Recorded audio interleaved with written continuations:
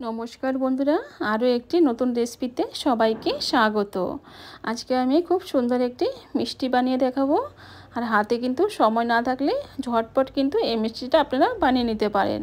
খেতে কিন্তু খুবই সুস্বাদু হয়। তো বন্ধুরা দেখুন, আমি এখানে এক বাটি নারকেল কোড়া নিয়েছি। আর এই নারকেল কোড়া কিন্তু আপনারা প্যাকেটও কিনতে পেয়ে যাবেন। আর না পেলে আপনারা বাড়িতে যে নারকেল থাকে সেই নারকেলটাকেও কিন্তু কুড়িয়ে নিতে পারবেন। তো এখানে আমি এখন অন্য একটা পাত্রে রেখে দিলাম। এখন দিয়ে দেব চিনি। চিনিটাকে কিন্তু আমি একটু গুঁড়ো করে নিয়েছি। এখানে এক বাটি, ছোটো বাটি দিয়ে এক বাটি থেকে একটু কম দিয়ে দিলাম চিনি। চিনিটাকে পাউডার বানিয়ে নিয়েছি। আর এখানে আছে হাফ বাটি মিল্ক পাউডার, তো দিয়ে দিলাম। এখন সবগুলো উপকরণ ভালো করে মিশিয়ে নেব। আর এখানে নিয়েছি এক বাটি দুধ। দুধটাকে আমি সাইডে রেখে দেব। এখন সবগুলো উপকরণ একটু ভালো করে মিশিয়ে নেব।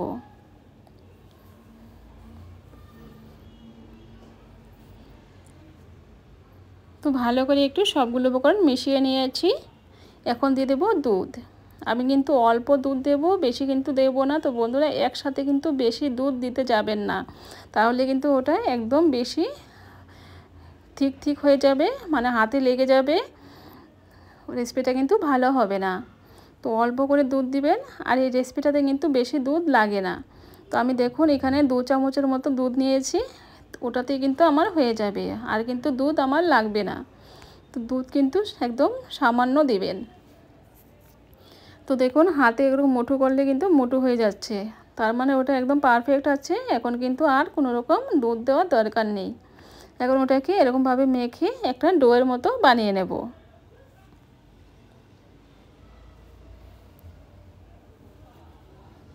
তো দেখুন বন্ধুরা, ওটা কিন্তু একটা ডোয়ের মতো বানিয়ে নিয়েছি।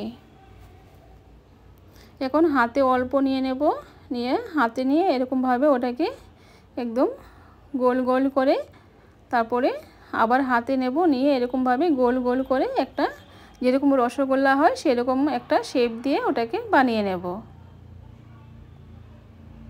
তো দেখুন বন্ধুরা, দেখতে কত সুন্দর লাগছে, একদম রসগোল্লার মতোই লাগছে।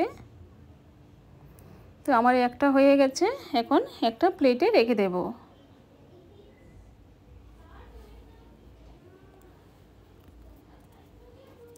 তো আরও একটি দেখিয়ে দিচ্ছি। এরকমভাবে অল্প নেব, নিয়ে এরকমভাবে হাতে করে একটু মুঠো করে নেব, নিয়ে হাতে দু হাতে নিয়ে এরকমভাবে ঘুরিয়ে ঘুরিয়ে একটা এরকম লাড্ডুর মতো করে, রসগোল্লার মতো করে বানিয়ে নেব। তো দেখুন বন্ধুরা কত সুন্দর হয়ে গেল।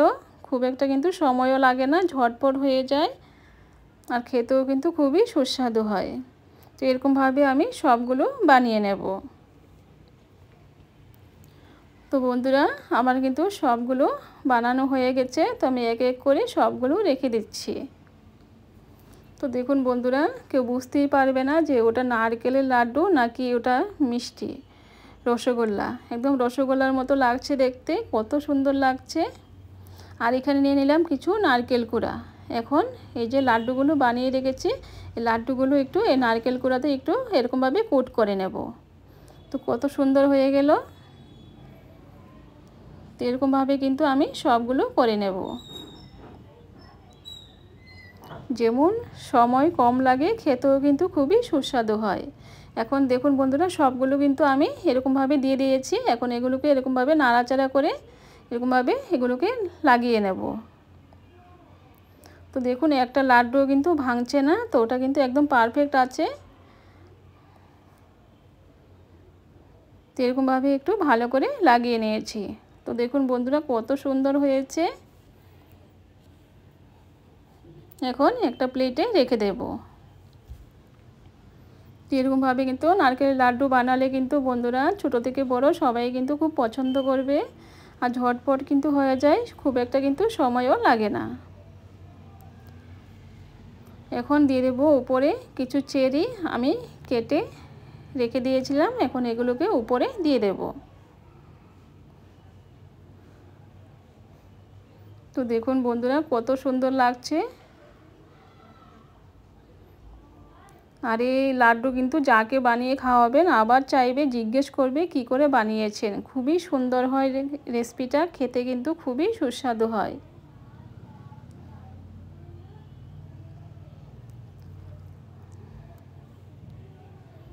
তো সবগুলোতে এরকমভাবে লাগিয়ে নেব।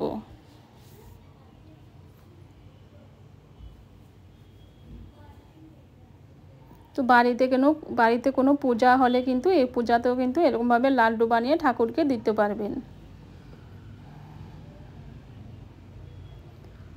তো বন্ধুরা, আজকে আমার এই লাড্ডু রেসিপিটা যদি ভালো লেগে থাকে আমার চ্যানেলটাকে সাবস্ক্রাইব করে আমার পাশে থাকবেন, আর লাইক করতে কিন্তু বন্ধুরা একদম ভুলবেন না।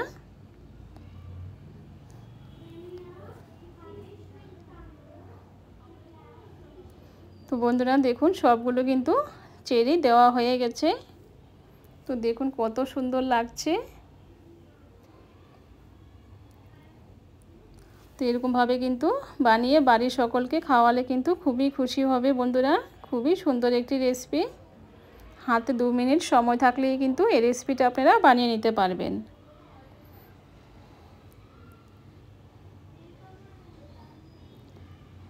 তো বন্ধুরা, আজকে এ পর্যন্তই। আবার দেখা হবে অন্য কোনো রেসিপিতে। নমস্কার।